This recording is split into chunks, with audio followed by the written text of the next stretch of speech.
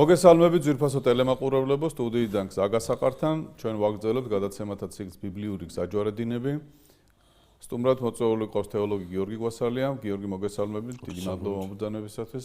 მაყურებელს კი შევახსენებთ, რომ წინა გადაცემაში ჩვენ ვისაუბრეთ სოლომონის შვილის დროს გაყოფილი სახელმწიფოს ერთ-ერთი ნაწილის, უდიდესი ნაწილის მეფის იერობოამის მეფობის პერიოდზე, მის რეფორმებზე, რომელმაც წარუშელი კვალი დატოვა მომავალი ისრაელის ცხოვრებაშიც. ეს საკითხავები იკითხება მეფეთა წიგნის მე-13 და მე-14 თავებში. დღეს ვისაუბრებთ იერობოამ მეფის მეფობის დასასრულის შესახებ და ამრიგად დავასრულებთ აი ამ ეპოქას, შემდგომში უკვე იწყება არანაკლებ საინტერესო პერიოდი ისრაელის ცხოვრებაში. მაშასე გიორგი, ჩვენ ვისაუბრეთ რეფორმებზე, რაც მეფე იერობოამმა გაატარა. მეფე იერობოამის რეფორმები შეეხო ძალიან მტკივნეულ საკითხებს, მათ შორის რელიგიურ საკითხებს. ფაქტიურად აქ ჩვენ ვხედავთ, რომ შინაარსი გამოაცალა იმ მსახურებას, რომელიც ისრაელს გამოარჩევდა წარმართული სამყაროსაგან, უნარჩუნებდა იდენტობას და ფაქტიურად მოხდა აი ამ სულის დაკარგვა ისრაელის იმ ნაწილში, რომელსაც განაგებდა იერობოამი. იერობოამის მეფობის დასასრული. როგორი იყო ეს, რას მიგვანიშნებს ეს ყველაფერი და ეს განგებულება რითი გამოიხატება ისრაელის ცხოვრებაზე აი ამ პერიოდში. მამანდრია, ჩვენ ერთ დეტალს უნდა მივაქციოთ ყურადღება, ვინაიდან ეს დეტალი ამ დასასრულს კარგად გვიშლის და კარგად წარმოაჩენს. ეს არის ამბავი, როდესაც იუდადან ღვთისკაცი ჩადის ბეთილში, სადაც იერობოამს ერთ-ერთი ცენტრი აქვს დაარსებული ხართა თაყვანისმისა და ვხედავთ ძალიან მძიმე სურათს, რომელიც ნახეთ ჩვენ საულის დროსაც და ამიტომაც სამუელმა საულს უთხრა გამოგლიჯაო შენ დღეს ღმერთმა მეფობა და შენთვის წონს ვისაო ის. იერობოამს ჩვენ ვხედავთ საკურთხევლის წინაშე დგას და მსახურების აღმასრულებას. აი ჩვენ ახლა და გავაგრძელოთ საუბარი თავისთავადსადება, რომც არაფერი აღარ ავთქვათ. შეგვიძლია დავსვათ აქ წერტილი. აი ეს არის დასასრული.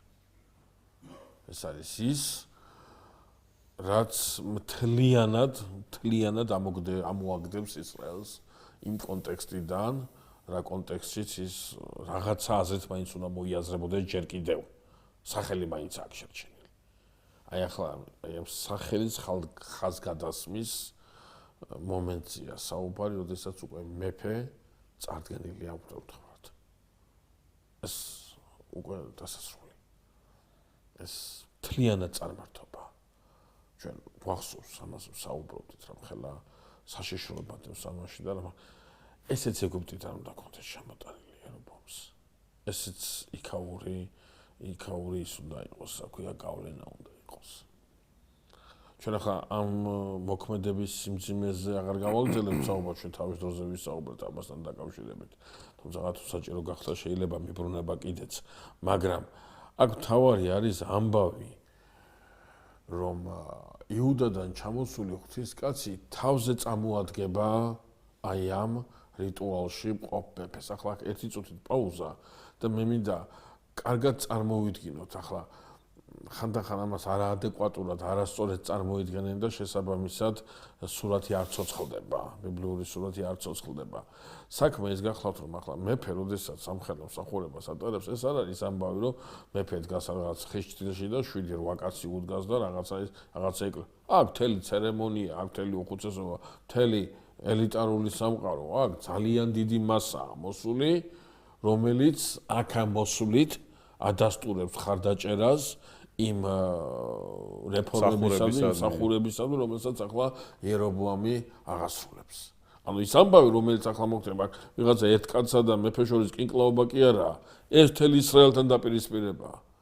ეს თელ აი ამ ელიტასთან, ამ უხუცესებთან, აი ამ გავლენიან იმასთან ეს როდესაც წაადგება აი ეს ღვთის კაცი, იუდადან ჩამოსული ღვთის კაცი და დასძახებს საკურთხეველო ამას ამობს უფალი ღმერთი ისრაელისა, დავითის მოდგმაში გაჩნდება ძე, ერქვა მას იოშია, ზე დაგაკლავს შენს საქმე კულმებს, ანუ შენს ხომშეწიროს, შენს იმას, ანუ აი ეს მიმართვა ეს არ არის ვიღაცა მეფემ მერე გამოიხედა და კიკლო. ეს მთელი ისრაელის გასაგონად მეფის შერწყვენაა. იმ პოლიტიკის თავდაყირა დაყენებაა, რომელზეც იერობოამი ისრაელის მომავალს ამყარებს.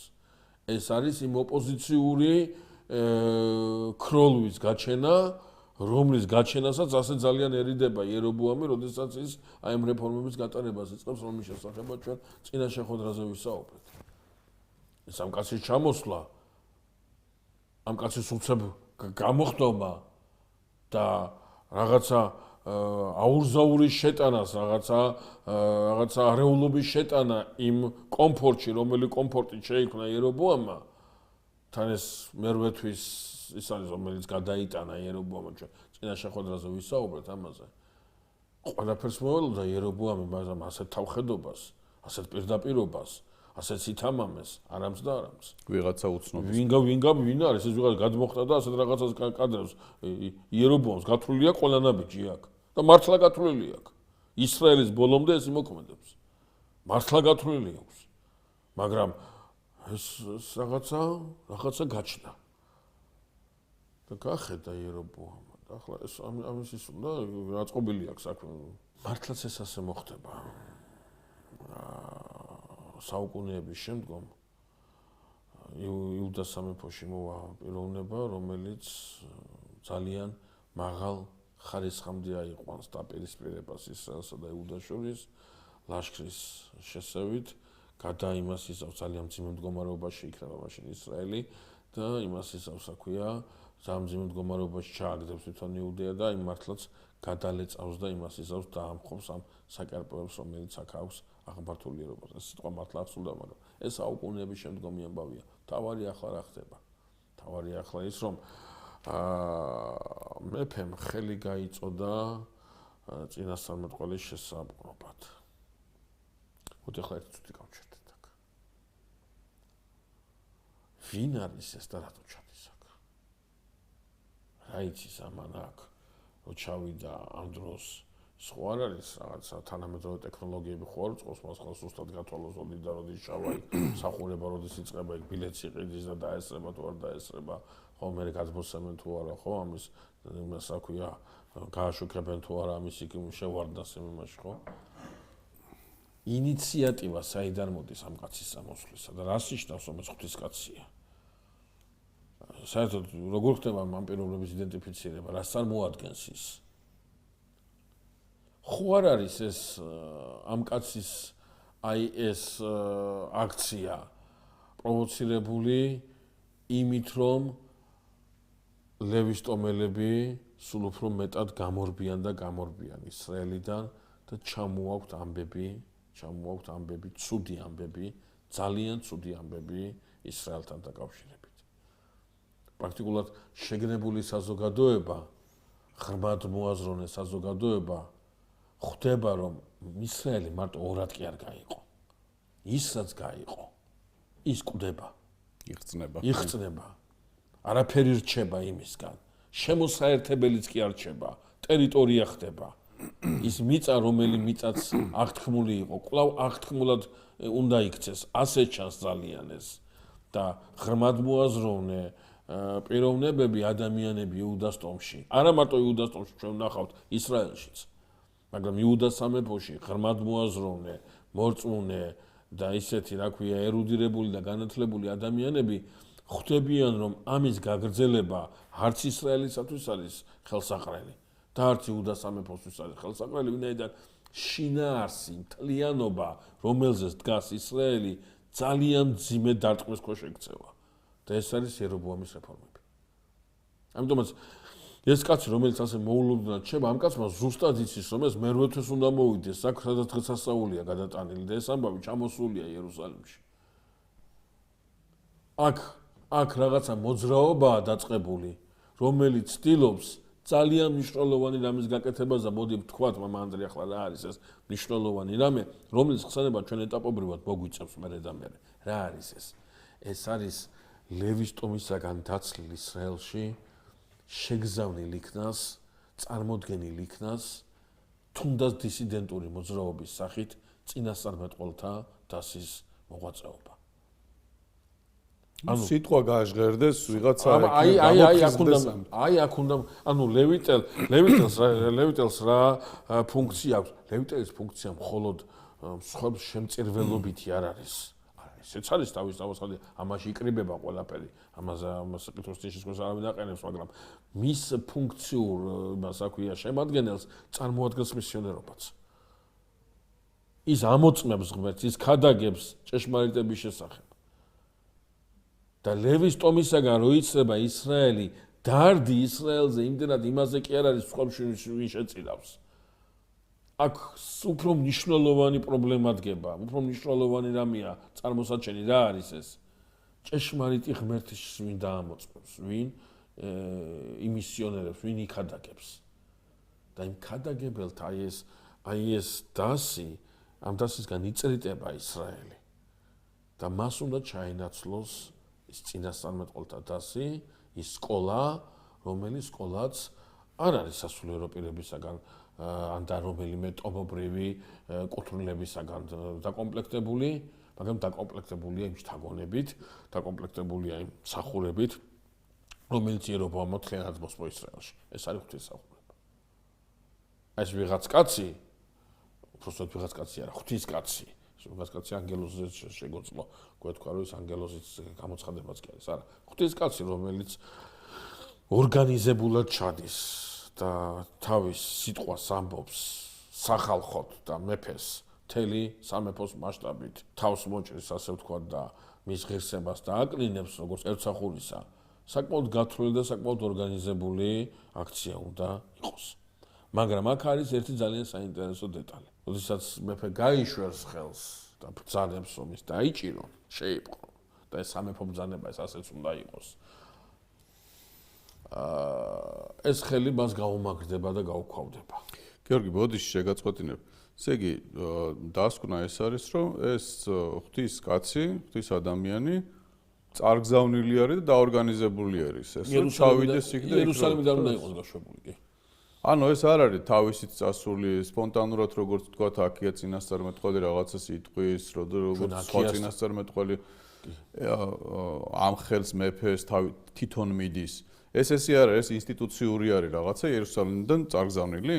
იერუსალიმიდან წარგზავნილი, რომელიც ძალიან ისეთია, სანდუა, ავტორიტეტულია, რომელიც ასევე ეს არის, აქვია ღვთისმშთაგონებული ის არის, მთხრობელია, მოღვაწეა, რომელსაც ძალიან დიდი ნდობა აქვს გამოცხადებული ტაძარს, იერუსალიმის ტაძარს და მას კონკრეტული დავალება აქვს, ძალიან სახიფათო დავალება აქვს შესასრულებელი, მაგრამ ის აი ჩვენ ამით არის საინტერესო ხოლმე განმარტებები შენგან გიორგი, რომ ეს არ იკითხება, თქვათ, უშუალოდ წერილში არ იკითხება. წერილში თქო შტაბეშტილება არის, რომ ეს არის ადამიანი, რომელიც სულით აღიძრა, წავიდა, ეს გააკეთა, თუმცა აი ეს არ უნდა გამოგჩეს. ეს არ არის გამორიცხული აქედან, რომ ეს სულით არის აღძრული. ის სულით არის აღძრული თავის თავაცხადებიდან. ჩვენ აი ამის თქმა მინდოდა მამამდე, ჩვენ აი ამ გადასახედიდან, როცა ჩვენი სეკულარული სივრცეში ვცხოვრობთ, ამ გადასახედიდან როცა ვსაუბრობთ, ეს ცოტა გვეუცხოება, მაგრამ მაშინ ეს ერთმთლიანობაში იყო. ის თუ სულიერად დახვეწილი არ იყო, რამე ასკეზათი დატვირთული არ იყო, გამოცდილი არ იყო, ის აი ერთი თანამედროვე მამა ამბობს, ღვთისმეტყველიო, თეოლოგიო, არსებითად ნიშნავს წინასწარმეტყველს. ნედან ღმერთზე როცა ლაპარაკობ და ამის ეს აქვია, ამის ისა გაქვს ძალები, გაქვს სულიერი ძალები, არა ინტელექტუალური, აკადემიური მასე კი არ აქვს საუბარი მამანდრია, აქვია აკადემიურ თეოლოგიაზე, თეოლოგიურ განათლებაზე, არა, სულიერ თეოლოგიაზე აქვს საუბარი. ამ დროს შენ, როდესაც შენ სულიერი ძალებით ღმერთი აგამეტყველებს, ღვთისგან ამეტყველებული სხვა არავინ არ არის, თუ არა წინასწარმეტყველი ისა. ანუ ჩვენ ეს რაღაც ცალ-ცალკე იმას კი არ უნდა მოვიაზროთ. ეს ერთიმთლიანი ერთი ის რა ქვია, აი მაგალითად ადრე ხო როგორ იყო მეცნიერება ეს რელიგიური შემადგენელი კომპონენტი იყო და არანაირი მტრობა მეცნიერებას და რელიგიას შორის არ იყო, რელიგიით იყო ინსპირირებული მეცნიერული ისა, ხო? ასე შემდეგ და ასე შემდეგ. ანუ ეს კაცი თავისთავად აი ამ სულიერ ენერგიას და აი ამ უფალთან, აი ამ იმას აქვე კომუნიკაციას ფლობს, მაგრამ ეს თავის თავში არ გამორიცხავს იმ ორგანიზებულობას, რის გამოც ის იქნა არჩეული და ის იქნა წარგზავნილი. კი ბატონო, საინტერესოა, ხო, კი ბატონო, ასე. ხო, შესაძლებელია რომ ასე ხო, ახლა იქ საინტერესო დეტალიც არის. როდესაც მეფე მის დაპატიმრებას ბრძანებს, მას ხელი გაუხმება, ხელი გაუმაგრდება და აი ახლა ესეც ძალიან კარგად არის, ესეც ბიბლიაში დასაკითხი მამანდრია, ვინაიდან როდესაც ჩვენ საუბრობთ, ხა წარმოიდგინეთ ადამიანმა გაიშვირა ხელი გაუმაგრდა, ხა ხო არ შეიძლება მას ეს ამანეს ჩვეულებრივი ბაზმი მიიღოს, ხო ან შიში უნდა იყოს გამოხატული, ან რაღაცა პროცესი მსგავსი ფსიქოლოგიური ემოციისა. აი წმინდა წერილში წერია ძალიან საინტერესო სიტყვები, რომ როდესაც დაამთავრა თავისი წინასწარმეტყველება იმან რა ქვია ამ ღვთისკაცმა და თქვა რომ ნიშანი იმის არის მართლა აღესრულება ეს არის რომ საკურთხეველი წაიქცევა და ფერფლი რომელიც მასზეა გაიფანტება და ეს მართლაც ასე მოხდება და ეს მეფე ახლა წარმოიდგინეთ ასეთ რაღაცები ხდება ხო ხარ შეიძლება ეს ჩვეულებრივი მათ მიიღო იქ წმინდა წერილში წერია ერთი რაღაცა ხმა ამოიღო მეფემო ანუ უბრალოდ კი არ ბრძანა რა ხმა ამოიღო ანუ რაღაცა განცდა არის რომ დადუმდა ამ ყველაფრისაგან აი გაშეშლივს მოახერხა თქმა. ხო და ამოილუღლუღა რაღაცა და შეხვეწ, ანუ ამ ყველაფერმა ძალიან დიდი ემოცია იქონია და იმას აქვია შეხვეწ ამ ღვთისკაცს ხელი განმიკურნეო. და მან ხელი განუკურნა და თხოვა მეფემ რომ წამოდიო ჩემთან სახლში, გააჭმევ ანუ სიქემში ამ დროს ორი რეზიდენცია აქვს, საზაფხულო და ისეთ რეზიდენცია აქვს. ერთი არის ფენუელში, ერთი არის სიქემში, იერობოამს და თავისა სახლში ეპატიჟება, ანუ რატო აკეთებს ამას იერობოამი? იერობოამა განიცადა აშკარა ფიასკო. მთელი აი ეს ელიტა ხედავს, რომ იუდადან წამოგზავნილი ვიღაცა ერთი კაცი, რომელიც სახელიც არ ვიცით, ამ კაცმა თავდაყირა დაუყენა ყველაფერი, რაც მან შესთავაზა ისრაელის სამეფოს ხვალინდელი დღის განვითარებისათვის. ერთ გამოსვლაში საერთოდ გააცამტვრა ყველაფერი აი ამ იუდადან მოსულმა ღვთისკაცმა. და ახლა იერობოამს ჭირდება რაღაცა სცენა, რაღაცა მდგომარეობა, რომ აი ეს ისა რა ქვია, იუდადან ჩამოსულ ღვთისკაცთან დაპირისპირება გადაიტანოს ვითამძდა მასთან კეთილმეგობრულ ურთიერთობაში და ხალხში წავიდეს ცნობა არა იმისა, რომ ამ კაცმა მარტო ამხილა იერობოამი, არამედ უნდა ცნობა წავიდეს მთელს ისრაელში იმის შესახებ, რომ რაღაცა კონფლიქტის შემდგომ გაუგებრობის შედეგი იქნა აღმოხვრილი და ერთად, ასე ვთქვათ, პურობა იყო, ერთად, ასე ვთქვათ, მეგობრულად დასილდნენ ისინი ერთმანეთს. მოდი გავიხსენოთ ერთი რაღაცა. ჩვენ, როდესაც მოსე მივიდა ფარაონთან, რას ვამბობდით, რაღაცა ძალიან მნიშვნელოვანს მივაქციეთ ყურადღებაში მამანდრია. ის ცრუ სასწაული, ანუ ილუზია, რომელიც მოახდინეს ქურუმებმა ფარაონის წინაშე და თავიანთი კვერთხები ვითომ გველებად გადააქციეს, მოსე რო წავიდა იმის შემდგომ ხო ყველა მიცოდა რომ ეს ილუზია იყო და ეს არ იყო ნამდვილი სასწაული. რატო აკეთებენ ამას? რატო არ უკვირდებიან, რატო არ უფიქრდებიან და დაუთმონ მოსეს, იმიტომ რომ ჩვენ მაშინ ვთქვით უმნიშვნელოვანესი რაღაცა სისტემა ინგრეოდა. ფარაონის სისტემა ემხობოდა, უნდა ჩამოქცეულიყო ყველაფერი.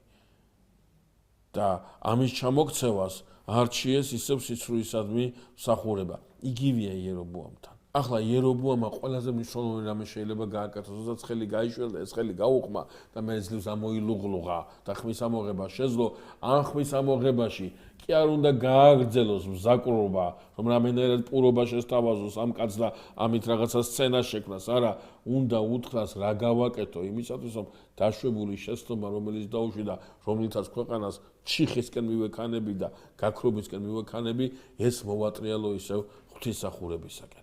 არა, რომ იერობოამი აგრძელებს მერეც. მერეც ამაშია საქმე, ეს გზაჯვარედინი საჯვარედი გავლილი აქვს კაიხმის. გავლილი და ახალი შესაძლებლობა გახდება, იქნება მოუხვიო, კი არ უხვევს, კიდევ უფრო შორს მიდის. კიდევ უფრო შორს მიდის. ესაა დაცემულობის, გაკერპების, ჯიუტობის, ამპარტავნების, აი, შედეგი ეს არის, არანაირად არ მოგცემ საშუალებას მობრუნდე უკან. კიდევ პარალელი გავალო დავით მეფესთან. დავით მეფესთანაც მიდის ღვთისკაცი და ამ ხელს მას და საოცარი არის მერე დავითის სინანული. აქ ამის შეგრძნება არ არის. აი ეს დამნიშნულოვანი არის განსხვავება ერობოამის დამოკიდებულება მხილებასთან. კი ბატონო. ამხილეს და ვერ ამხილეს. გააგრძელა ისევ. დავითის შემთხვევაში სრული შემოbrunება არის. და უდიდესი ნაყოფი, სასაოცარი ნაყოფი. ახლა აქ კიდე რა არის, ეს გვახსენდება იოანე ნათლისმცემელი, რომელსაც ჰეროდე ძალიან დიდ პატივს სცემდა. მაგრამ თავი მოკვეთა. ამ დროს აი შენი ღმერთი არის სისტემა, შენი ღმერთი არის ტახტი, შენი ღმერთი არის პატივი, შენი ღმერთი არის თაყვანის აი ეს ამპარტავნება, აი ამათი თაყვანები. აი აქ იწყება სწორედ სული წვდის გმობა, აქ იწყება სწორედ ის შედეგი, შენ არ შეგიძლია ღმერთთან მიბრუნება, გამორიცხული. მოდით ნახოთ ბიბლიაში როგორ გრძელდება ეს საოცარი თხრობა. ეს იუდადან ჩასული ღვთისკაცი ეუბნება მეფეს, რომ არა აქვს მას უფლება დაბრუნდეს უკან, რადგან ღმერთმა გამოუთხრა მას არც პურიჭამო, არც წყალდალიო და იმ გზითაც კი არ დაბრუნდე, რა გზითაც ჩახვედი იმაში, რა ქვია, ისრაელში. რატომ უნდა დაბრუნდეს იმის ვინაიდან აი შესაძლებელია უნდა აურიო საკვალი, შესაძლებელია დევარი თუ არა ყოველ შემთხვევაში თვალთვალი დაეწესებინათ ეს კაცი რა გზით ახერხებს იუდადან ისრაელში გადმოსვლას და ამ კომუნიკაციებს, ვინაიდან აშკარად ეშინია იერობოამს აგენტურული ქსელის გაძლიერებისა, რომლის წყარო თავისთავად ცხადია იერუსალიმი უნდა იყოს და ეს იერობოამის ინტერესებში არ შედის. აი ამ მთელ შეკრებაზე, აი ამ მთელ მასიურ, აი ამ წარმოდგენაზე ბეთილელი წინასწარმეტყველის, ანუ წინასწარმეტყველთა სკოლის, ჩვენ ამაზე უკვე ვისაუბრეთ, რაც შეშავსა წინასწარმეტყველო სკოლები, ბეთილელი წინასწარმეტყველის შვილებიც ესწრებოდნენ, რომელმაც მამამის მიუტანეს ამბავი. ეს ბეთილელი წინასწარმეტყველი ჩანს ისევე ღრმად მოაზროვნე, როგორი ღრმად მოაზროვნეც უნდა იყვნენ იუდაში, იერუსალიმში წარმოდგენილი პირები, რომლებიც დიდი ალბათობით აგზავნიან ამ ღვთისკაცს. ნახეთ რა არის საინტერესო. საინტერესო მამანდრია გახლავთ ის, რომ აი ამ ბეთილელმა წინასწარმეტყველმა ნახა იგრძნო ამ ღვთისკაცის ჩამოსვლით რა გზავნილი იქნა გამოგზავნილი იერუსალიმიდან. რომელიც არის გზავნილი იმისა, რომ აი ამ პროცესის ასე დატოვება და ამ პროცესის ნებაზე მიშვება არაფრით არ შეიძლება, რადგან ამით იგმობა ღმერთი და ამით ისრაელი უდიდესი საფრთხის ქვეშ დგება.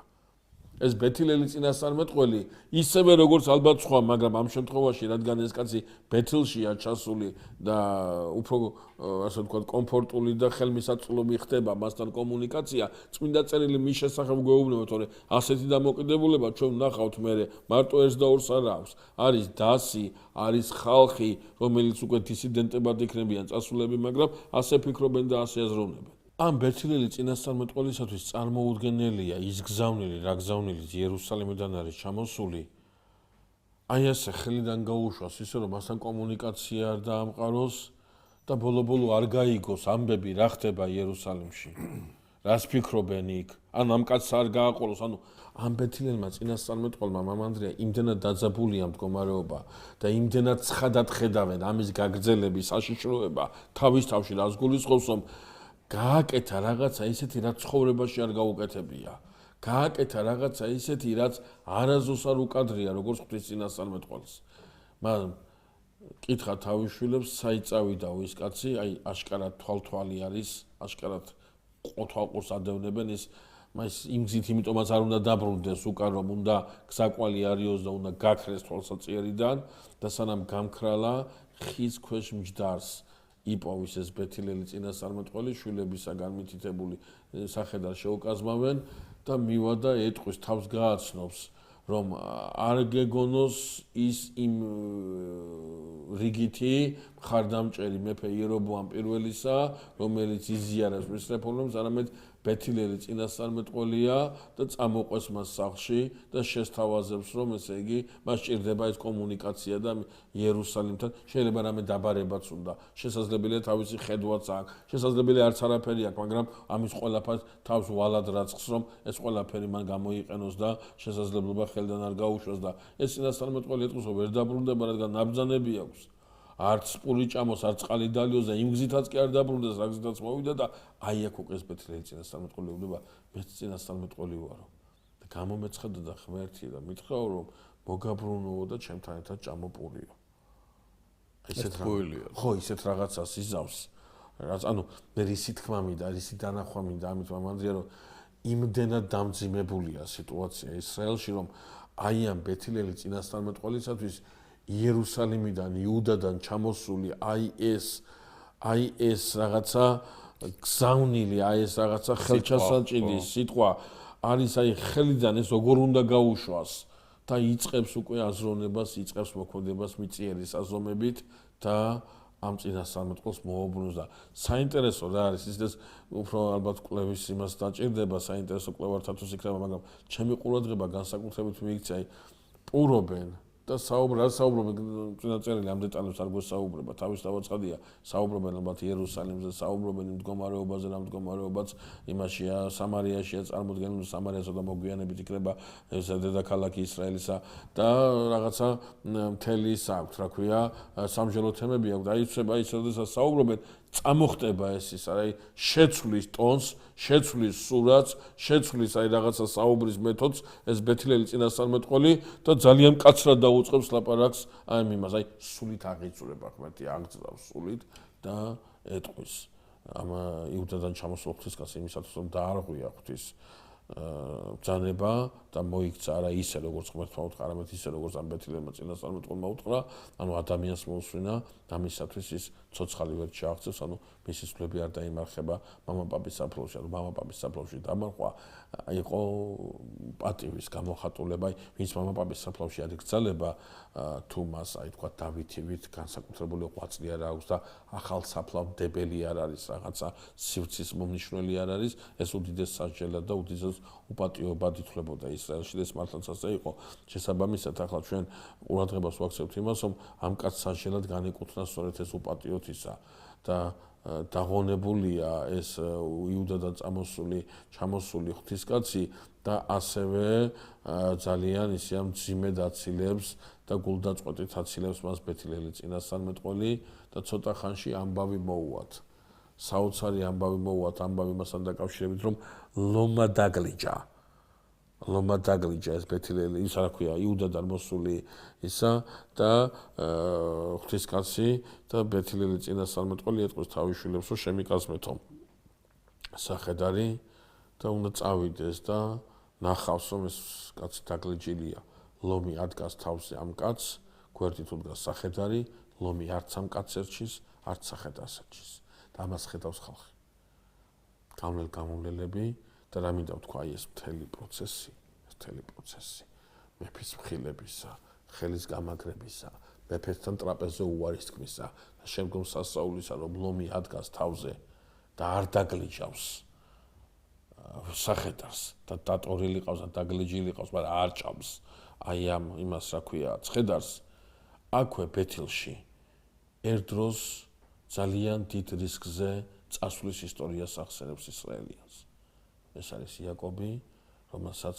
არ შეეშინდა და ღია ცის ქვეშ დაწვა იაკობი ლომს არ დაუგლიჯავს იმიტომ რომ ის ღმერთს უსმენდა ახლა ანტიმაგალითი გვაქვს ღია ცის ქვეშ დღისით მზისით ლომა დაგლიჯა უფლის ღვთისკაცი მაგრამ არ ერჩის სხვა ქნილებას არ ერჩის სახედარს არ ერჩის შემდგომ იმ დაგლიჯილი მას ნადავლს და ესეც აი ეს ყველაფერი აი ეს მთელი ხაზი აი იოშიას დრომდე უნდა ახსოვდეს ისრაელს და ემახსოვრება აქ საინტერესო რამე ჩნდება საფრთხე იმისი რომ ქურუმებმა რომლებიც მომხრე არიან იერობოამის ამისი განმარტება გააკეთონ ისე როგორც ჩამოვიდა ვიღაც მეფეს შეეწინააღმდეგა და ღმერთმა ის დაასაჯა აი ასეთი სახით და აშკარა სასწაულია ხო სასწაული არის რომ საჩვენებლად თვის განგებულებით დაისაჯო, ვისა უხსნი იმას, რომ საჭმელი არ უნდა ეჭამა და არ უნდა გაჩერებულიყო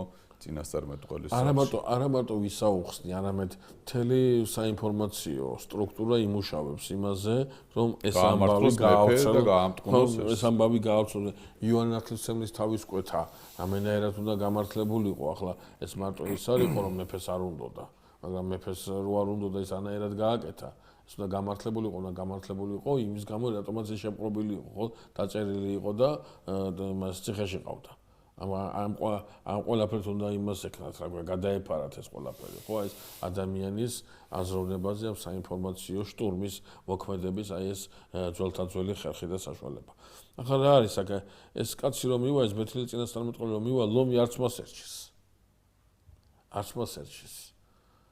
და გაატანს, ასე ვთქვათ, ამ ცხედარს, ანუ ვინმეს უდაჭირდება ანტიმაგალითი და არგუმენტაცია აი ამ დავის დროს. ხო, შესაძლებელია მიუთითოს იმაზე, რომ დისიდენტურ მოძრაობაში გადასულსაც არ ერჩოდა იგივე ლომი და ღმერთის დანახვა აქაც შეიძლება. დაიტირებს ეს კაცი, იუდადან ჩამოსულ ღვთისკაცს, ვაიძმაო, დაიტირებს და თავისთვის გამზადებულ საფლავში ჩაასვენებს და დატოვებს ანდერძად. რაც თქვა ამ კაცმა, ყველაფერი ახსულდება და ნიშნად იმისა, რომ მე ეს ყველაფერი თქვენ მიგითითეთ, ჩემი ძვლებით მის გვერდით დაასვენეთ, ანუ აქ დაასვენეთ და ეს უნდა იყოს, აი როგორც თავის ძროზე 12 ლოდი მოწმობს იორდანის გადმოლახვას და ასეთი თქვა, აი სამოწმებელი იაკობის მიერ აღმართული წეწაცხებული ლოდი მოწმობდა რაღაცა მოვლენას, ეს საფლავიც მოწმე უნდა იყოს საუკუნეების განმავლობაში იმისა, რომ აი აქ მოხდა მხილება, აქ მოხდა ძალიან მნიშვნელოვანი რამ, რომელიც ისრაელს ახლა აქვს ორი გზა. აი ისრაელი გზაჯვარედინზე გადის, ან ის იერობოამის სოდროს გაყვება, ან ის იუდადან ჩამოსული კაცის აი ამ მამხილებელ სიტყვას შეისმენს და ბეთილელი წინასწარმეტყველის დისიდენტური მოძრაობის ეს რა ქვია თანამშრომელი გახდება. სამწუხაროდ ნახავთ, რომ ისრაელი მაინც აი იერობოამის გზაზე გაივლის ჩვენ მე აი ეს საფლავიც კი იქნება მამანდრია იოაშის დროს მაბატიეთ, რა ქვია, მეტყველი და დამახსოვრებული, მონიშნული იმ ნიშნით, რომ ამ საფლავში არის ღვთისკაცი და არის ბეთელელი წინასწარმეტყველი, რომელმაც დაადასტურა ამ იუდადან ჩამოსული ღვთისკაცის სიტყვები. საუკუნეების განმავლობაში ამ ადგილს ისრაელი მაინც ინახავს. ბოლოს წმინდა წერილი გვეუბნება, რომ ძალიან ცუდად გაუხდა მეფეს უკვდება შვილი აბია, ძალიან მძიმე მდგომარეობაშია და ეტყვის, აი რა საინტერესოა, თავის ცოლს ეტყვის გადაიცვიო, იერობოამის ცოლი რო ხარო არ შეგატყონო და გააგზავნის მსახურებთან ერთად აქია წინასწარმეტყველთან. იმ წინასწარმეტყველთან, რომელმაც ვარო წინასწარმეტყველა მეფობა და იმ წინასწარმეტყველთან, რომელთაც მას მთლიან აქვს კავშირი გაწყვეტილი. აი ეს არის ძალიან საინტერესო მომენტი. კავშირს წყვეტს იმას, რომელიც ღმერთმა თავის მეგობრად მოგიuliნა. ნუ რაღაცნაირად აი, ანუ ჩვენ ის ამ პარტავნების შესახებ ვსაუბრობთ, ის მერე კი არ ჩნდება, არა ის ლოგიკური შედეგია აზროვნებისა, ცხოვრების წესისა, ამის შედეგად მოდის ეს ყველაფერი და აი ახლა როცა გაუჭირდა და შვილი უკვდება, გაახსენდა აქია წინასწარმეტყველი. და ღმერთს გამოცხადება აქვს აქიასთან და ნათქვამი, რომ იერობოამის ცოლი მოვაო შენთან და ასე უთხარი. და რომ მივა იერობოამის ცოლი გადაცული ვითომ წინასწარმეტყველი მას აისოს, წინასწარმეტყველი შიგნიდან გაზახებს, შემოდი იერობოამის ცოლო. და ეს მიხვდება, დედოფალი მიხვდება, რომ თამაში და ეს რაღაცა პერფორმანსები, რომელსაც გავს წინასწარმეტყველის წინაშე, აბსოლუტურად უნაყოფოა. წინასწარმეტყველი უფლისაგან ეტყვის წადიო სახლში. ქალაქში ფეხსო შეადგავო, მოკვდებაო ის ყრმა. მხოლოდ ეგ დაიმარხებაო. ამის ანუ საგვარეულო საფლავში. მამანდრე არსებობს გარდამოცემა, რომელსაც იუდაური ტრადიცია ძალიან მყარად ინახავს, რომ აბია იყო ის, რომელიც ფარულად ხელს უწყობდა პატარა ჯგუფების იერუსალიმში მომლოცველად წასulis ამიტომაც ღვთის წინაშე სიმართლე მოიპოვა. მან ნახაო, ერთადერთი მან ნახა, ესე იგი 13 წყალობა წინაშე ღვთისა, რომ ხელს უწყობდა მამამისის ზურგს უკან და მცირე ჯგუფებს აპარებდა იერუსალიმში. ხო, იმიტომ წერილში არ ჩანს და გადამოცემით თუ არის რამე ესეთი საინტერესო. ხო, არ ჩანს წერილში ეს და აბიას ამიტომ აი წყალობას მიულენს ღმერთი. ხოლო რაც შეეხება იერობოამს, გაიხვეტებაო მის ეს სახლი ისე როგორც ნაგავს გაიტანენო სახლიდან. ვინც ქალაქში მოუკვდება ძაღლები შეჭამენ, ვინც ველზე მოუკვდება ცისფრინველები დაუგლიჯენ. აღარ გაგრძელდებაო იერობოამის მეფობა, რადგან იერობოამმა მთლიანად უარყო, მთლიანად განუდგა ღმერთს, ამოუძირკვავო მის სახლს და სხვას დაადგენსო ღმერთი, მაგრამ აქ არ ჩერდება აქ. ახლა კიდევ ძალიან საინტერესო რამეს ამბობს. რომ იერობოამის სახლის ამოძირკვა ეს არის ნიშანი, სიგნალი იმისა, ასევე ამოიძირკვება ისრაელის სამეფოც. წავა გაიყრება ამ მიწიდან. აიყრება ამ მიწისა, რომელზეც დაასახლა ეს ღმერთმა, რადგან ამ მიწაზე დასახლების შინაარსი, მისია გახარჯა ისრაელმა. აზრი დაკარგა ამ მიწაზე ამ ხალხის არსებობამ. ამიტომაც ღმერთი კვლავ აღთქმულ მიწად უქცევს მათ და როგორც იმას რა ქვია იერობოამის სახლს, ასევე ისრაელსაც გადახვეტავს აი ამ მიწიდან. ეს არის